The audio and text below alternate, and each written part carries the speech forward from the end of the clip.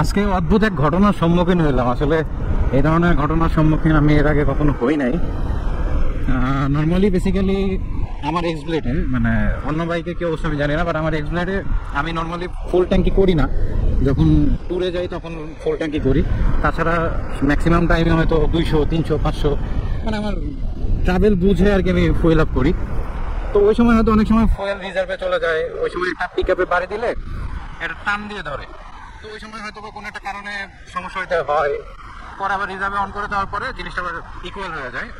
সোজা কথা বেসিক্যালি যেটা প্রবলেম আমার কাছে মনে হয়, যে কী কারণে প্রবলেম আমি জানি না, বাট এই এক্স ব্লেডে একটা মানে গ্যাস পাইপ আছে আর কি। অন্যান্য বাইকে আছে কিনা আমি ওইভাবে খেয়াল করি নাই।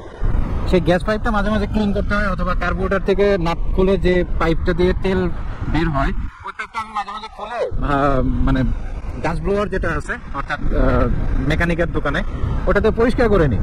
এটা কি হয়, ওই অনেক সময় ঢেক পারে, মানে পিক আপ ছেড়ে দেয়। এই প্রবলেমটা ফেস হয় না বেসিক্যালি বড় ট্যুরের ক্ষেত্রে আমি এই কাজগুলো করে থাকি। তো অনেকদিন হয়ে গেছে আমি আসলে এটা ক্লিন করি নাই। আজকে ওরকম একটা প্রবলেম ফিল করতেছিলাম, যার কারণে মির্জাপুরের ওই সাইডে একটা মেকারের দোকানে দাঁড়িয়ে বললাম যে ভাই মেকারকে, তো বলতেছে আমি। পরবর্তীতে আমি মানে তাকে বললাম যে ভাই এরকম একটু প্রবলেম আছে, একটু যদি ডাস্ট দিয়ে ওই কার্বোরেটরের পাইপটা ক্লিন করে দিতে। তো বলতেছে যে হ্যাঁ এটা তো এটার জন্য প্রবলেম না, এটা অন্য কিছু কারণে প্রবলেম। তো বললাম কী কারণ? তো বলতেছে আপনি গাড়ি স্টার্ট দেন। তা আমি বাইকটা স্টার্ট দিলাম, দেওয়ার পরে বলতেছে যে ইয়া করেন, ডাবল স্ট্যান্ডে ইয়া করে সামনে থেকে হেলান দিয়ে একটু পিক আপ দেন। তা আমি নর্মালি বেসিক্যালি যে কাজটা করি সবসময়, যে একটা গিয়ার মানে ফার্স্ট গিয়ারটা আমি ক্লাচে চাপ দিয়েই দিই, বাকি যে গিয়ারগুলো আছে সেই গিয়ারগুলো আমি হচ্ছে মানে ক্লাচ ছাড়াই দিয়ে দিই। তা আমি ওর সামনে সেমভাবে আর কি 2 নম্বর গিয়ারটা ক্লাচ ছাড়াই দিছি। তো আমার বলতেছে যে এটা কি করলেন ভাই, আপনি ক্লাচ না চাপ দিয়ে গিয়ার দিলেন? তো বললাম যে হ্যাঁ কেন, কি হয়েছে? তো বলতেছে যে হ্যাঁ আপনার 3 দিনে 12টা বেজে গেছে, আপনি কি এইভাবে চালান? আমি বললাম যে হ্যাঁ আমি এইভাবে চালাই। তো বলতেছে যে আপনার ভাই ইঞ্জিন ডাউন দিতে হবে, এই মুহূর্তে আপনি যাবেন কোথায়? তো বললাম আমি সিরাজগঞ্জ যাবো একটু। তো বলতেছে আপনি এই গাড়ি নিয়ে সিরাজগঞ্জ যেতে পারবেন না, রাস্তার মধ্যে দেখবেন যে ইঞ্জিন সব খুলে পড়ে গেছে। আমি বললাম যে হায় কি বলেন, এত বড় ভুল করলাম। কতদিন হলো গাড়ি চালান? বললাম বেশি না, অল্প, মানে 3-4 মাস। সেকেন্ড হ্যান্ড নিয়েছেন গাড়ি? বললাম যে জি সেকেন্ড হ্যান্ড নিয়েছি। আপনার এই জিনিস শিখাইছে কে, আপনি এইভাবে মানে ক্লাচ ছাড়া গিয়ার দিচ্ছেন?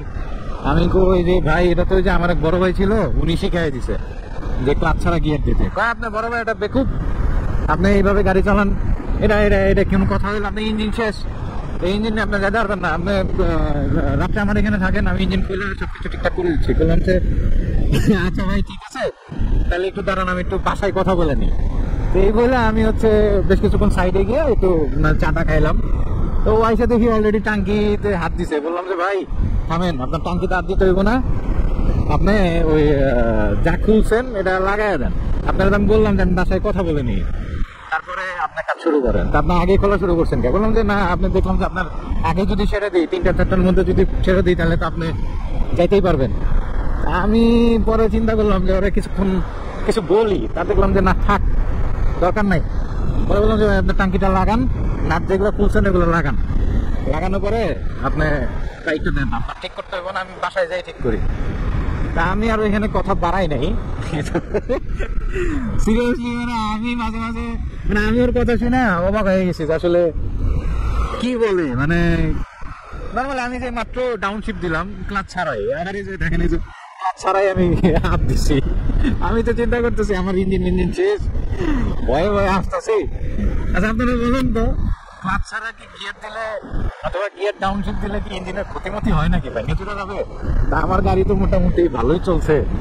একটু জানায়েন তো কমেন্টসে ভাই, আপনারা একটু কষ্ট করে আমাকে জানায়েন। আমি আনফর্চুনেটলি মানে ওই ভিডিওটা আসলে মানে ওই সময়টা ক্যামেরাটা অন করতে পারি নাই, আর আমার ওই সময় আসলে ক্যামেরা অন করার কোনো ইয়ে ছিল না আর কি। মানে মানে এরকম সিচুয়েশন হলে জানলে আসলে ঠিকই ক্যামেরা চেঞ্জ করতাম, মানে অন করতাম। যাই হোক, আপনারা একটু কমেন্টস করে জানান আমারে যে আসলে ডাউন শিফট অথবা আপার শিফটে গিয়ে মানে ক্লাস না ধরলে কি আসলে গাড়ির ইঞ্জিনে কোনো প্রবলেম হবে কিনা, আসলে আপনি একটু আমাকে জানাইন তো। এই যে আমি আবার ডাউন শিফট দিচ্ছি, ক্লাস ধরি না, এই যে দিলাম ডাউন শিফট, এই যে আরেকটা দিলাম, আমার এই যে একটু টান দিয়া, আচ্ছা আরেকটা দিছি ডাউন শিফট, এই যে দেখেন এই যে দিছি আপার শিফট দিছি, আরেকটা দিয়ে আপার শিফট, এই যে আরেকটা আপার শিফট দিছি। এই যে আবার আরেকটা আবার শিফট দিছি। ভাই আপনি এটা জানায়েন, ঠিক আছে, এটা জানান।